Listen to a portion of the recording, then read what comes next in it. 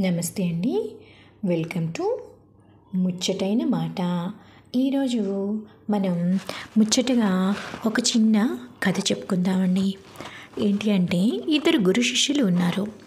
అందులో గురువుగారిని శిష్యుడు ఒక చిన్న ప్రశ్న అడిగాడు. ఏంటి అంటే, గురువుగారు, భగవంతుడు సర్వాంతర్యామి అంటారు కదా, హృదయంలో ఉండే హరిని వెతకటానికి మనుషులు ఎంతో కష్టపడి దేవాలయాలకు వెళ్ళటం దేనికి అని. అప్పుడు గురువుగారు ఏమన్నారంటే, ముఖం మన దగ్గరే ఉంది, కానీ మన కంటికి మన ముఖం కనిపించదు కదా. కనపడటానికి ఏం చేస్తాం? అద్దం తీసుకుంటాం, అద్దంలో చూసుకుంటాం.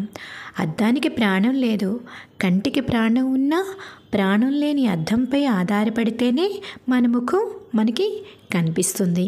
అలాగే తెలుసుకోవాల్సిన మనం ఇక్కడే ఉన్నాం. తెలియచేసే దేవుడు కూడా మనలోనే ఉన్నాడు. కానీ ఆ తత్వం చూడాలి అంటే ఈ రెండూ కాకుండా మనకి ఏదైనా ఒక అద్దం లాంటిది కావాలి.